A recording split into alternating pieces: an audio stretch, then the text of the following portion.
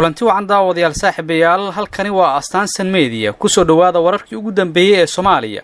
qodobada wararkeena aad ku daawan doontaan waxa kamid ah al-shabaab oo wada deegaana qabsi iyadoo ciidamada dawladda federaalka ah ee Soomaaliya ay ku mashquulsan yihiin gadood deegaanadii ugu dambeeyay ee al-shabaab ay la wareegeen ayaanu faahfaahinay kaga haynaa maxaa kalifay in Axmed Madoobe uu soo gaaro magaalada Muqdisho maxayse ka wada hadlayaan isaga iyo madaxda dawladda federaalka ah ee Soomaaliya xogo ku saabsan safarka Axmed Madoobe ee Muqdisho ayaad wararkeena kula socon doontaan dawladda Kenya waxa ay sheegtay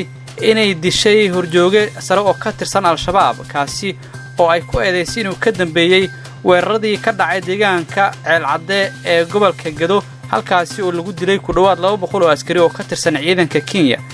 horjoogahaasi iyo faahfaahin ku saabsan dilkiisa ayaanu idin haynaa qodobadaas iyo kuwa kale ayaad wararkeena kula socon doontaan ee u diyaar garooba daawashada wararkaasi oo faahfaahsan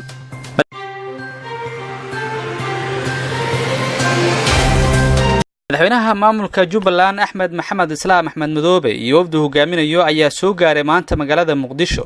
madaxweynaha Jubbaland ayaa waxa garoonka diyaaradaha ee magaalada Muqdisho ku soo dhaweeyay xubno ka tirsan golaha wasiirada xukuumadda Soomaaliya oo ay horkacayaan wasiirka arrimaha gudaha Cabdi Maxamed Sabriye iyo wasiirka amniga Maxamed Abuukar Islow Ducaale wasiirka kalluumaysiga mudane Cabdullaahi Bidaan Warsame iyo sidoo kale wasiir dowlaha wasaaradda gaadiidka iyo duulista hawada mudane Cabdiraxmaan Kulmiye Xirsi iyadoo ay sidoo kale wehelinayeen xildhibaan ka tirsan labada aqal ee baarlamaanka Soomaaliya safarka madaxweynaha Jubbaland ee Muqdisho waxa uu la xiriiraa safarkii uu dhawaan magaalada Kismaayo ku tagay ra'iisul wasaaraha xukuumadda Soomaaliya mudane Xasan Cali Khayre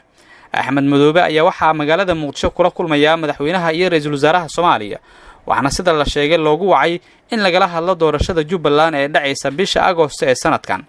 golaha baarlamaanka maamulka Jubbaland ayaa shalay meel mariyay guddiga xuduudaha iyo doorashooyinka Jubbaland oo uu magacaabay Axmed Madoobe waxa kale oo jira warar la xiriira in iyana laga hadlayo shirka dawladda federaalka iyo dawlad goboleedyada ee lagu ballamay in 20 bishan uu ka furmo magaalada Garowe kaasi oo dib u dhac ku yimid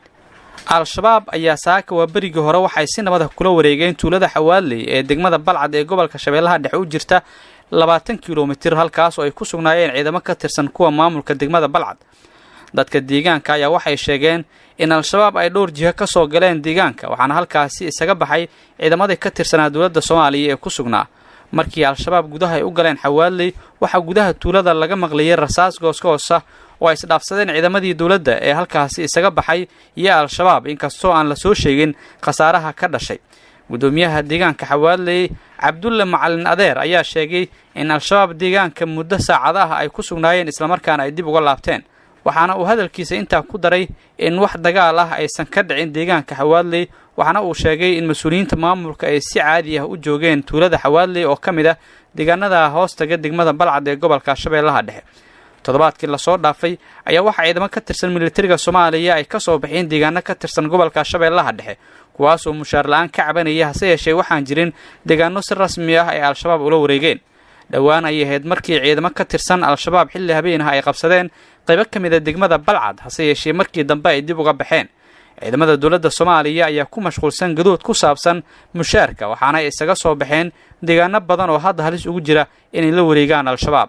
dawladda dalka Kenya waxa ay ku dhawaaqday in hogaamiye sare oo ka tirsanaa al-shabaab una dhashay dalkeeda lagu dilay gudaha Soomaaliya Kenya waxay sheegtay in Axmed Imaam Cali oo ku magac dheeraa Abu Zinara oo kamid ahaa 40 kamid ah al-shabaab oo ku dhintay weerar jimcihii ka dhacay Bu'aale Kenya waxay inta ku dartay in weerarkaas ahaa duqeyn diyaaradeed oo ka dhacay degmada Bu'aale ee xarunta gobolka Jubbada Dhexe halkaasi oo ay ku dhinteen 40 kamid ah al-shabaab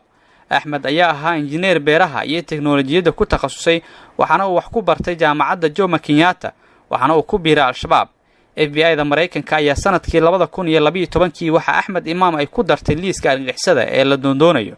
Kenya ma sheegin cidda iska leh diyaaradaha duqeymaha geystay waxaana ay sheegeen in Axmed Imaam oo u dhashay dalkeeda kana mid ahaa saraakiisha ugu sareysa al-shabaab ku dhintay weerarkaas Axmed Imaam ayay ku eedeysay inuu ahaa maskaxdii ka dambeeyay weerarkii Ceel Cadde ee lagu dilay askar ku dhow 200 kuwaasi oo markaasi weerarkaasi oo dhacay sanadkii 2016 bishii July ee 2017 Abu Zinara ayaa ka soo muuqday muuqaal loogu degay askarta muslimiinta ee ku jira ciidanka Kenya dawladda Ruushka ayaa diyaarado dagaal iyo ciidamo geysay dalka Venezuela laba ka mid ah diyaaradaha dagaalka Ruushka oo ay la socdaan ciidamo aad u hubeysan ayaa gaaray dalka Venezuela xilli halkaasi ama dalkaasi uu wajahayo xiisad siyaasadeed iyo mid bini'aadanimo. wakaalada wararka ee Sputnik oo Ruushka laga leeyahay ayaa xaqiijisay diyaaradaha iyo sidoo kale ciidamada la socday ee gaaray dalka Venezuela, waxaana wakaaladu sheegtay in ciidamadan fulinayaan qandaraas military. ciidamada Ruushka ee tagay dalka Venezuela ayaa la sheegay inay ka badan yihiin 100 askari, waxaana ay ciidankan wataan saanad military oo aad u badan sida uu xaqiijiyay wariye arkay ciidankaasi. dowladda Ruushka ayaa xiriir dhow la leh dalka Venezuela ee ku yaala koonfurta qaaradda Ameerika, waxaana Ruushku taageero u muujiyay madaxweynaha dalkaasi Nicolas Maduro oo Mareykanka uu ku soo rogay cunaqabateyn aad u adag. ciidamada ammaanka ee dowladda Soomaaliya ayaa xalay howlgal ballaaran waxay ka sameeyeen xaafadaha qaar ee degmada Warta Nabadda, iyadoo inta howlgalku uu socday ay saameysay goobaha ganacsi iyo isu socodka dadka iyo gaadiidka. howlgalka oo lagu qabtay ku dhawaad 50 dhalinyaro ah ayaa xoogiisa waxaa laga sameeyay inta u dhaxaysa laanta Barwaaqo ilaa laanta saddexaad, waxaana ciidamada gudaha u galeen guryaha qaar ee la tuhmayo. dhalinyarada baaritaanada lagu qabtay waxaa la isugu keenay saldhigga ciidamada dowladda ay ku leeyihiin xaafadda Furayaasha, waxaana markii dambe mid loo istaajiyay ragga la qabtay kuwaas oo su'aalo la weydiinayay iyadoo markii dambena la iska sii daayay inta badan dadkii la soo qabtay. saraakiisha howlgalka horkacayay ayaa la sheegay inay horay u kaxaysteen tiro yar oo ka mid ah dadka la soo qabtay oo lagu tuhmayo inay xiriir la leeyihiin Al-Shabaab. howlgalka xalay ayaa ahaa mid looga hortagayay in la carqaladeeyo kormeer uu xaafadaha Xamar Jadiid iyo sidoo kale Xamar Bile Nationinka iyo suuqa Siinay ku tagayay gudoomiye ku-xigeenka amniga gobolka Banaadir Maxamed Tuulac, waxaana howlgalka hogaaminayay taliye ku-xigeenka qaybta bartamaha Yaasiin Gani iyo taliyaha Warta Nabadda Xuseen Cadceed. ciidamada Israa'iil ayaa sheegay in gantaal laga soo ganay daanta galbeed ee marinka Gaza ay saaka ku dhaceen bartamaha dalkaasi, halkaas oo ay dhaawac ka soo gaaray 7 ruux. weerarka gantaalkaas waxaa lala beegsaday Mishmered oo ah magaalo beereed dhacda waqooyiga Israa'iil, waxaana uu ku dhacay guryo dadweyne kaasi oo dhaliyay dab qabsaday halkaasi, iyadoo dhaawac uu soo gaaray 7 ruux oo dadka deegaanka ah. shilkan ayaa yimid xilli ay jiraan xiisado u dhaxeeya Yuhuudda iyo sidoo kale dadka reer Falastiin oo waqtigan ku howlan barnaamijyo sanadle ah oo qayb ka ah sida looga horjeedo qabsashada dhulka Falastiiniyiinta. weerarkaas ayaa sidoo kale ku soo beegmay iyadoo 10 cisho ka hor kooxda Xamaas ay gantaalo ku garaaceen gudaha magaalada Tel Aviv. Gaza oo ah dhul ay maamulaan kooxda Xamaas, haddana waxaa jira kooxo kale oo ka dagaalama iyo kuwa taageersan dalka Iiraan. ra'iisul wasaaraha Israa'iil oo booqasho ku jooga Mareykanka ayaa soo gaabiyay safarkiisa, waxaana uu ku hanjabay in Israa'iil jawaab kulul ka bixin doonto gantaalada lagu soo ganay. warar dheeraad ah ayaa ka soo baxaya qarax saaka ka dhacay nawaaxiga isgoyska Albaraka ee magaalada Muqdisho, iyadoo la qarxiyay gaari ay leedahay jaamacadda Simad. qaraxa oo ahaa miinada nooca dhulka lagu aaso ayaa waxaa ku geeriyooday nin magaciisa lagu sheegay Maxamed Jeelaani Axmed, kaasi oo ahaa darawalka gudoomiyaha jaamacadda Daahir Carab, iyadoo sidoo kalena dhaawacyo fudud ka soo gaareen dhowr qof oo ku sugnaa nawaaxiga goobta uu qaraxu ka dhacay. qaraxa ayaa waxa uu ku soo beegmaya iyadoo saaka shacabka ay ku tooseen wadooyinka Muqdisho xiran, waxaana wadooyinka xiran ka mid ah qaybo ka mid ah wadada Maka al-Mukarrama, gaar ahaan dhanka Banaadir ilaa isgoyska Tarabuunka oo ciidamada amniga ay joogaan. gudahaan daawadayaal saaxiibayaal, intaas ayaan ku soo gabagabeynayaa wararkii ugu dambeeyay ee Soomaaliya oo aad kala socoteen Ahsaansan Media.